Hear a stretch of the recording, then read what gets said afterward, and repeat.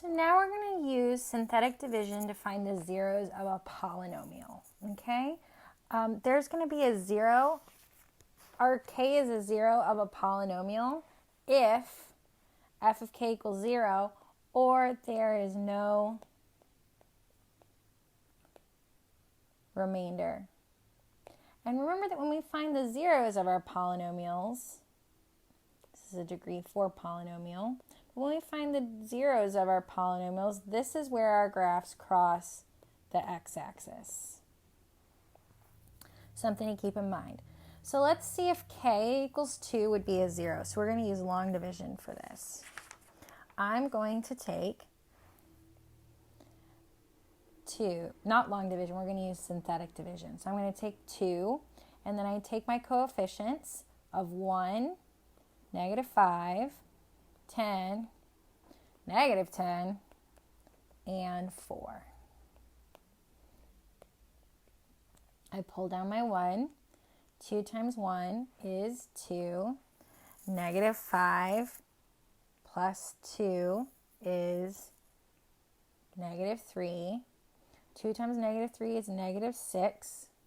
10 and -6 is 4. 2 times 4 is 8. -10 plus 8 is -2. 2 times -2 is -4, which gives me a remainder of 0. Because my remainder equals 0, x minus 2 is a factor, so 2 is a 0, okay?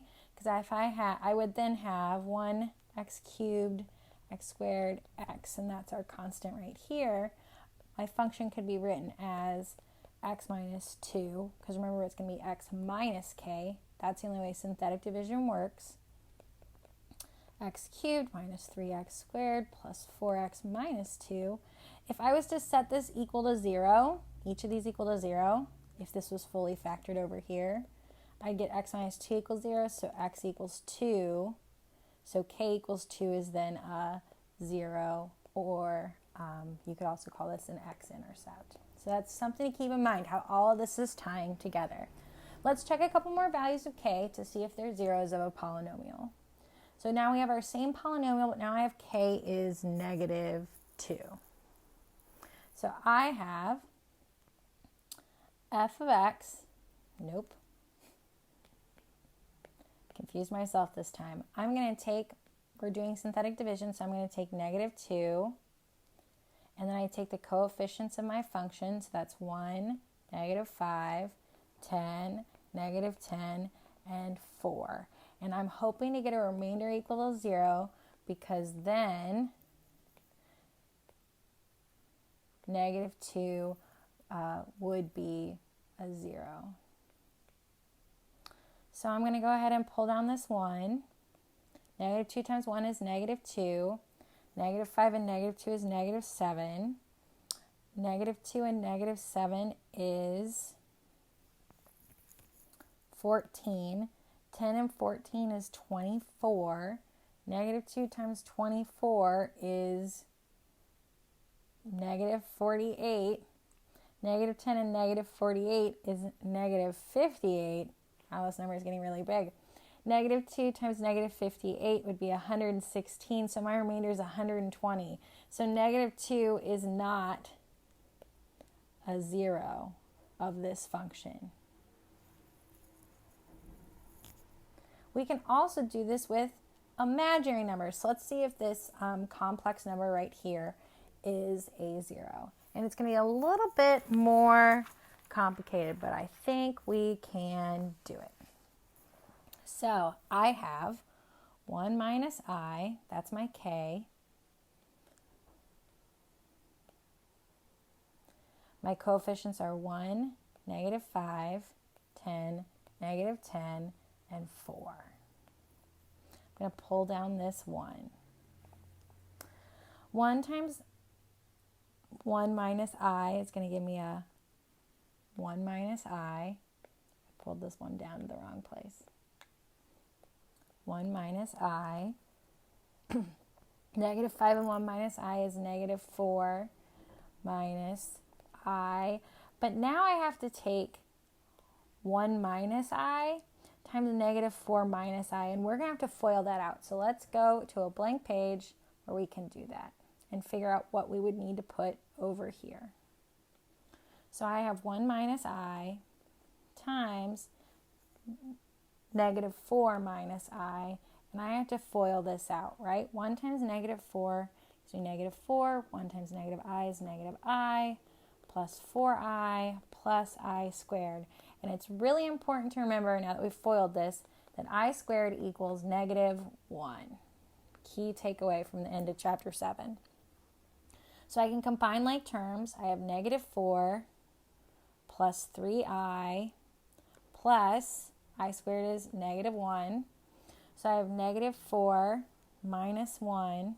That gives me negative 5 plus 3I. So this is the value we're going to write in on our table. So now I have negative 5 plus 3I. I'm going to go ahead and add these. That gives me a positive 5 plus 3I. Now I need to take 1 minus I times 5 plus 3I. So let's go, give us a nice blank space to go ahead and FOIL those out. So you can see it's just an extra step. So make sure you have your FOILing skills down. So remember, I have 1 minus I times 5 plus 3I. Make that look like an I. That gives me 5 plus 3I, because 1 times 5 is 5. 1 times 3I is 3I. Negative I times 5 is negative 5I. And then negative I times 3I is a negative 3I squared. So I have 5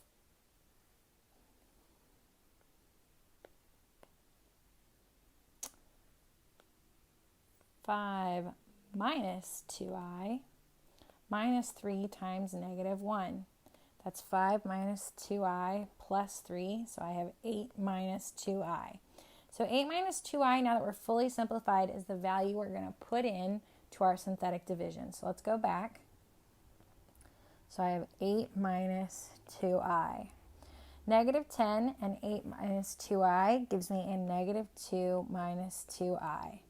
So for our last step, I'm going to have to take 1 minus I times negative 2 minus 2I. And we're going to go ahead and FOIL that out. So back to our handy dandy blackboard. I have 1 minus I times negative 2 minus 2I. And we FOIL this out. 1 times negative 2 is negative 2. 1 times negative 2I is negative 2I. Negative I times negative 2 is a positive 2I.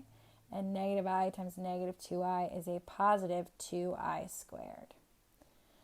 So I combine like terms. I have negative 2.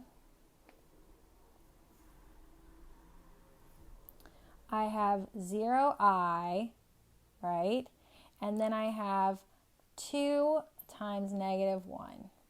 That gives me negative 2 plus a negative 2, which is going to be negative 4. This is our remainder, just this constant, because our I terms canceled out, and that's okay.